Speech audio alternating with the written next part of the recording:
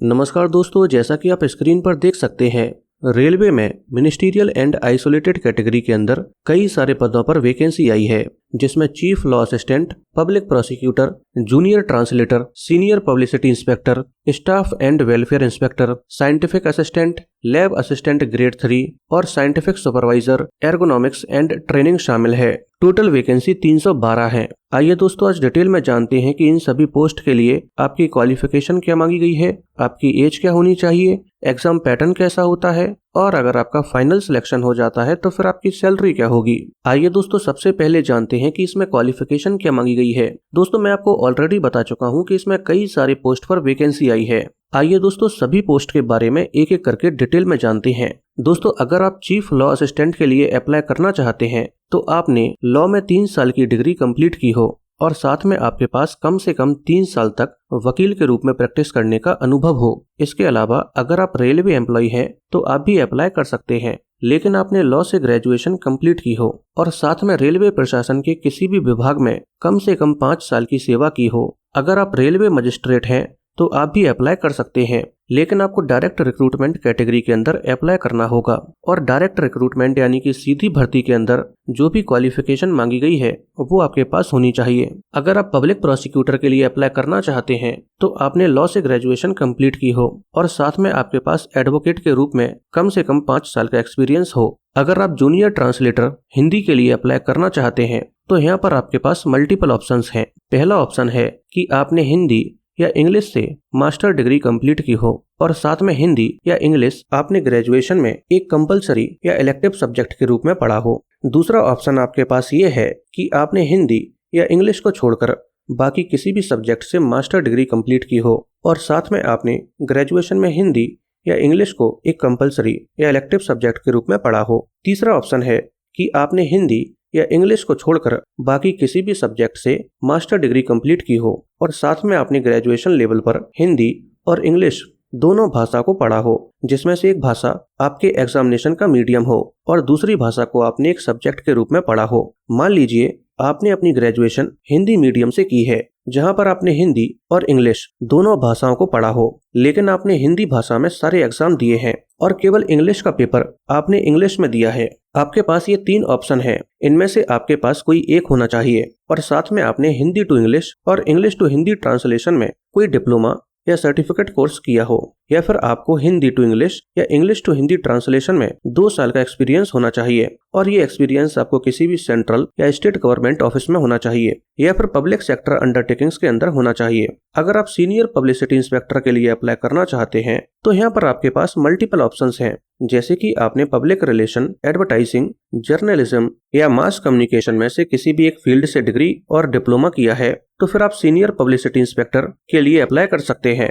अगर आप staff and welfare inspector के लिए अप्लाई करना चाहते हैं तो यहाँ पर भी आपके पास मल्टीपल ऑप्शन है। सबसे पहली कंडीशन तो ये है कि आपके पास किसी भी सब्जेक्ट से ग्रेजुएशन कंप्लीट होनी चाहिए। इसके बाद आपके पास डिप्लोमा सेक्शन में मल्टीपल ऑप्शन है, जैसे कि पहला ऑप्शन है कि आपने लेबर या सोशल वेलफेयर से डिप्लोमा किया हो। दूसरा ऑप्शन है कि आपने लेबर लॉज में डिप्लोमा किया हो। तीसरा ऑप्शन है कि आपने पर्सनल मैनेजमेंट में पोस्ट ग्रेजुएशन डिप्लोमा किया हो। चौथा ऑप्शन है कि आपने ह्यूमन रिसोर्स मैनेजमेंट में पोस्ट ग्रेजुएशन डिप्लोमा किया हो। इसके अलावा 2 ऐसे ऑप्शन भी हैं जहां पर डिप्लोमा या अलग से कोई ग्रेजुएशन की नीड नहीं है। पहला ऑप्शन है कि अगर आपने LLB कंप्लीट की हुई है जिसमें आपने लेबर लॉज के बारे में भी पढ़ा है, और दूसरा ऑप्शन है कि आपने MBA की हुई है जिसमें आपने पर्सनल मैनेजमेंट को भी एक सब्जेक्ट के रूप में पढ़ा हो, या फिर आपने MBA HR से की हो, तो भी आप स्टाफ एंड वेलफेयर इंस्पेक्टर के लिए अप्लाई कर सकते हैं। अगर आप साइंटिफिक असिस्टेंट के लिए अप्लाई करना चाहते हैं तो यहाँ पर भी आपने 2nd class master degree complete की हो साइकोलॉजी से और साथ में आपको एडमिनिस्ट्रेशन ऑफ साइकोलॉजिकल टेस्ट में 1 साल का एक्सपीरियंस हो, तो फिर आप साइंटिफिक असिस्टेंट के लिए अप्लाई कर सकते हैं। अगर आप lab assistant grade 3 chemist and metallurgist के लिए अप्लाई करना चाहते हैं तो आपने केवल 12th पास की हो और 12th आपने साइंस स्ट्रीम से कंप्लीट की हो। अगर आप scientific supervisor, ergonomics and training के लिए अप्लाई करना चाहते हैं तो आपने साइकोलॉजी या फिजियोलॉजी से 2nd class master degree complete की हो और इसके साथ आपको एक्सपीरियंस हो। अब एक्सपीरियंस में आपको कुछ ऑप्शन दिए जाते हैं, जैसे कि पहला ऑप्शन है कि आपको मेंटल एबिलिटीज और पर्सनैलिटी से जुड़े साइकोलॉजिकल टेस्ट करने में 2 साल का एक्सपीरियंस हो। दूसरा ऑप्शन है कि आपको वर्क साइकोलॉजी में 2 साल का रिसर्च एक्सपीरियंस हो। तीसरा ऑप्शन है कि आपको ट्रेनिंग मॉड्यूल बनाने या ट्रेनिंग प्रोग्राम करने में 2 साल का एक्सपीरियंस हो। अब दोस्तों, आपने सभी पोस्ट के लिए क्या क्वालिफिकेशन मांगी गई है उसके बारे में अभी आपने डिटेल में जाना। अब सबसे इम्पोर्टेंट बात आप ये जानिए कि अगर आप इनमें से किसी भी पोस्ट के लिए अप्लाई करना चाहते हैं और उस पोस्ट के लिए जो भी क्वालिफिकेशन आपसे मांगी गई है, तो वो क्वालिफिकेशन आपके पास 29 जनवरी 2026 से पहले होनी चाहिए। मान लीजिए अगर किसी भी पोस्ट में आपसे ग्रेजुएशन की बात की गई है तो आपकी ग्रेजुएशन 29 जनवरी 2026 से पहले कंप्लीट हो जानी चाहिए और आपके पास रिजल्ट होना चाहिए। अगर 29 जनवरी 2026 के बाद आपका रिजल्ट आता है तो फिर आप एलिजिबल नहीं हैं और ना ही आप इनमें से किसी भी पोस्ट के लिए अप्लाई कर पाएंगे। आइए दोस्तों, आप जानते हैं कि इन सभी पोस्ट के लिए आपकी एज क्या होनी चाहिए। दोस्तों, अगर आप junior translator, senior publicity inspector या फिर स्टाफ एंड वेलफेयर इंस्पेक्टर के लिए अप्लाई करना चाहते हैं तो फिर आपकी एज 1 जनवरी 2026 को 18 से 33 साल के बीच होनी चाहिए। आइए इसे थोड़ा सा डिटेल में जानते हैं। दोस्तों, अगर आप जनरल या फिर EWS कैटेगरी से बिलोंग करते हैं तो आपकी डेट ऑफ बर्थ 2 जनवरी 1993 से लेकर 1 जनवरी 2008 के बीच होनी चाहिए। लेकिन अगर आप OBC में नॉन क्रीमी लेयर या फिर SC/ST कैटेगरी से बिलोंग करते हैं तो फिर आपको एज में रिलैक्सेशन दिया जाता है। SC/ST कैटेगरी के लिए एज में 5 साल एक्स्ट्रा दिए जाते हैं और OBC में नॉन क्रीमी लेयर के लिए 3 साल एक्स्ट्रा दिए जाते हैं। तो फिर इस तरह से अगर आप OBC में नॉन क्रीमी लेयर से बिलोंग करते हैं तो फिर आपकी डेट ऑफ बर्थ 2 जनवरी 1990 से लेकर 1 जनवरी 2008 के बीच होनी चाहिए। और अगर आप SC/ST कैटेगरी से बिलोंग करते हैं तो फिर आपकी डेट ऑफ बर्थ 2 जनवरी 1988 से लेकर 1 जनवरी 2008 के बीच होनी चाहिए। तो फिर आप इन तीनों ही पोस्ट के लिए अप्लाई कर सकते हैं। इसके अलावा अगर आप चीफ लॉ असिस्टेंट के लिए अप्लाई करते हैं तो फिर आपकी एज 1 जनवरी 2026 को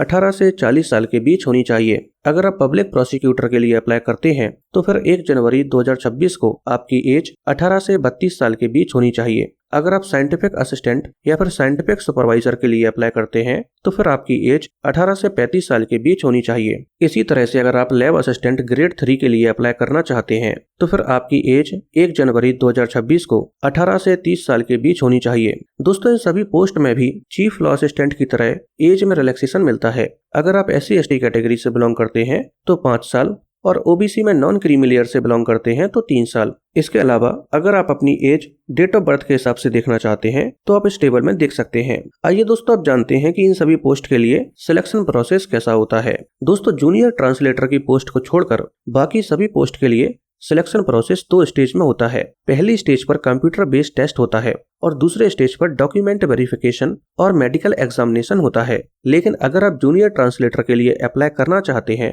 तो फिर आपका सिलेक्शन प्रोसेस 3 स्टेज पर होगा। पहली स्टेज पर CBT, दूसरी स्टेज पर ट्रांसलेशन टेस्ट और तीसरी स्टेज पर DV और मेडिकल एग्जामिनेशन होता है। आइए दोस्तों, इन सभी स्टेजेस के बारे में डिटेल में जानते हैं। पहली स्टेज पर CBT यानी कि कंप्यूटर बेस्ड टेस्ट होता है और ये टेस्ट 5 सेक्शन में डिवाइड होता है, जिसमें पहला सेक्शन प्रोफेशनल एबिलिटी, दूसरा सेक्शन GS, तीसरा सेक्शन रीजनिंग, चौथा सेक्शन मैथ और 5वां सेक्शन साइंस का होता है। अब किस सेक्शन में कितने मार्क्स होते हैं और कितने क्वेश्चन आते हैं इसे आप स्क्रीन पर देख सकते हैं। और इस तरह से सभी सेक्शन को मिलाकर टोटल क्वेश्चंस 100 होते हैं और टोटल नंबर भी 100 ही होते हैं, क्योंकि हर एक क्वेश्चन 1 नंबर का होता है। इस टेस्ट में आपको केवल 90 मिनट का समय दिया जाता है और इस एग्जाम में नेगेटिव मार्किंग भी होती है जो 1/3 की होती है। यानी कि अगर आप 3 क्वेश्चंस गलत कर देते हैं तो फिर आपका एक सही आंसर भी गलत कर दिया जाएगा। दूसरे स्टेज पर डॉक्यूमेंट वेरिफिकेशन और मेडिकल एग्जामिनेशन होता है। डॉक्यूमेंट वेरिफिकेशन के अंदर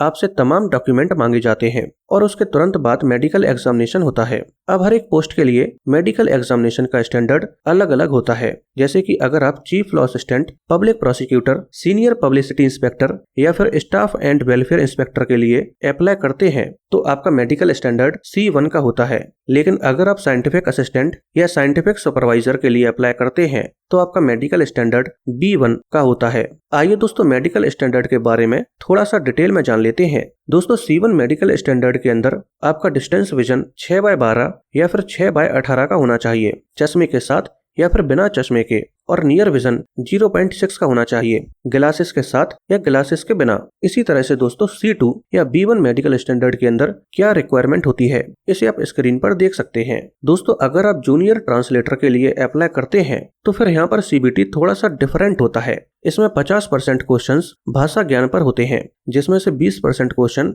इंग्लिश लैंग्वेज के होते हैं और 30% प्रश्न हिंदी भाषा से होते हैं और बाकी के 50% प्रश्न general knowledge, general intelligence, simple arithmetic और बेसिक कंप्यूटर से होते हैं। इसके बाद सेकंड स्टेज पर ट्रांसलेशन टेस्ट होता है, जो क्वालिफाइड नेचर का होता है, यानी कि आपको बस इसे पास करना होता है। ट्रांसलेशन टेस्ट में जितनी वैकेंसी आई है उसके 10 गुना कैंडिडेट्स को बुलाया जाता है और अगर आप ट्रांसलेशन टेस्ट में 60% नंबर ले आते हैं तो फिर आप ट्रांसलेशन टेस्ट में क्वालिफाई मान लिए जाएंगे। इसके बाद थर्ड स्टेज पर मेडिकल एग्जामिनेशन होता है, जो C2 स्टैंडर्ड का होता है और इसके अंदर क्या रिक्वायरमेंट मांगी जाती है उसे आप स्क्रीन पर देख सकते हैं। आइए दोस्तों, अब जानते हैं कि अगर आपका फाइनल सिलेक्शन हो जाता है तो फिर आपकी सैलरी क्या होगी। दोस्तों, यहाँ पर सभी पोस्ट के लिए सैलरी अलग अलग है। जैसे कि अगर आपका final selection lab assistant grade 3 के पद पर हो जाता है तो फिर आपकी पर मंथ सैलरी 19,900 रुपए होगी और ये आपका बेसिक पे होगा, जिसमें DA, TA और HRA जैसे तमाम अलाउंसेस मिलाकर आपकी सैलरी लगभग 50,000 रुपए के आसपास होगी। दोस्तों, अब अगर आपको ये वीडियो पसंद आई हो तो वीडियो को लाइक करके चैनल को सब्सक्राइब कर लीजिए।